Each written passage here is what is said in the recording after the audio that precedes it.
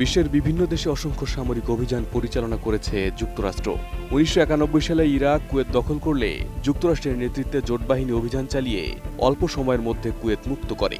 ইরাকে ২০০৩ সালে যুক্তরাষ্ট্র সাদ্দাম হোসেনকে সরিয়ে দেয়। ২০০১ সালে আফগানিস্তান যুদ্ধে তালেবান সরকারের পতন ঘটায় ওয়াশিংটন, যদিও দীর্ঘমেয়াদে যুদ্ধটি জটিল হয়ে যায়।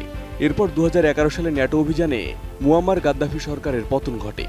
সর্বশেষ ভেনেজুয়েলায় আকস্মিক হামলা চালিয়ে প্রেসিডেন্ট নিকোলাস মাদুরোকে অপহরণ করে যুক্তরাষ্ট্র। এছাড়া পানামা, গ্রেনেডা, সার্বিয়া সহ বিভিন্ন দেশে সফলভাবে সামরিক অভিযান পরিচালনা করেছে যুক্তরাষ্ট্র। ইতিহাস পর্যালোচনা করলে দেখা যায় এসব অভিযানে তেমন কোনো দুশ্চিন্তাতে পড়তে হয়নি যুক্তরাষ্ট্রকে। সামান্য ক্ষয়ক্ষতি এবং হতাহত হলেও সফলভাবে সবগুলো অভিযান শেষ করেছে ওয়াশিংটন। তবে উল্টো চিত্র দেখা মিলেছে ইরান যুদ্ধে। কোনোভাবেই ইরানকে থামাতে পারছে না ট্রাম্প ও নেতানিয়াহু বাহিনী।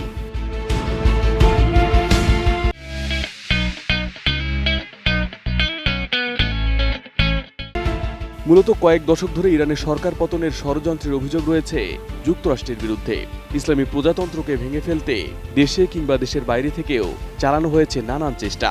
ইসরায়েলের মাধ্যমে বিভিন্ন সময় বিভিন্ন অভিযানে হত্যা করা হয়েছে অসংখ্য সামরিক কর্মকর্তা, গবেষক এবং রাজনৈতিককে। কোনো চেষ্টায় যখন কাজে দিচ্ছিল না, তখন নারকীয় আগ্রাসনে মেতে উঠেছে যুক্তরাষ্ট্র ও ইসরায়েল। ২৮ ফেব্রুয়ারি থেকে শুরু হওয়া সামরিক অভিযানে ইরানের শহরে শহরে বইছে মৃত্যুর মিছিল। ধ্বংসস্তূপে পরিণত হচ্ছে একের পর এক এলাকা। হত্যা করা হয়েছে ৪ দশক ধরে ইরানের সর্বোচ্চ ক্ষমতায় থাকা সুপ্রিম লিডার আয়াতুল্লাহ আলী খামেনিকে। এরপর থেকে প্রতিশোধের আগুনে জ্বলে উঠেছে তেহরান। পাল্টা জবাবে নাস্তানাবুদ করছে মার্কিন বাহিনী ও ইসরায়েলকে। ইরানের এমন পাল্টা আক্রমণে রীতিমতো চিন্তায় প্রেসিডেন্ট ডোনাল্ড ট্রাম্প। সম্প্রতি হোয়াইট হাউসে ধর্মীয় নেতারা এসে ট্রাম্পকে আশীর্বাদ করছেন, যেন ইরান যুদ্ধে জয়ী হতে পারে যুক্তরাষ্ট্র। ভাবতে পারেন ইরানের পেছনে লেগে কতটা চাপের মুখে ওয়াশিংটন। বিশেষজ্ঞরা বলছেন, ইরান ভেনেজুয়েলা কিংবা ইরাক নয়।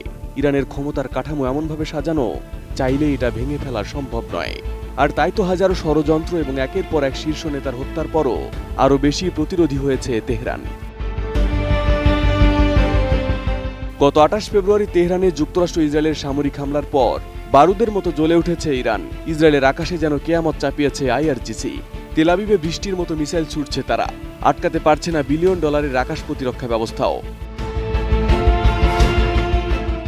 এদিকে পুরো মধ্যপ্রাচ্যকে অস্থির করে তুলেছে ইরান। হামলায় গুড়িয়ে গেছে বাহরাইনে অবস্থিত মার্কিন নৌবাহিনীর অত্যন্ত গুরুত্বপূর্ণ ৫ম নৌবহরের সার্ভিস সেন্টার।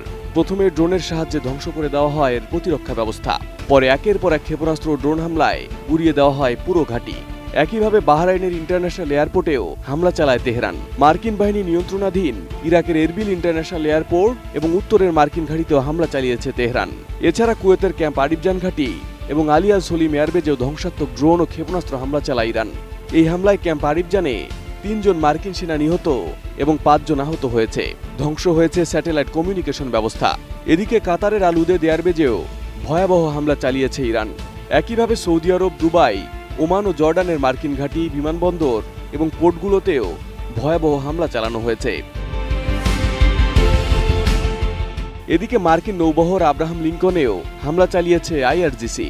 আবার শুধু পাল্টা হামলা নয়, এই যুদ্ধের প্রভাবে অস্থির হয়ে উঠেছে বিশ্ব রাজনীতি ও বৈশ্বিক অর্থনীতি। বিলিয়ন বিলিয়ন ডলারের ক্ষতির মুখে ওয়াশিংটন। তাই বিশ্লেষকরা বলছেন, ইরান যুদ্ধের মতো পরিস্থিতিতে আগে কখনোই পড়েনি যুক্তরাষ্ট্র। Arif Hasan, ATN news.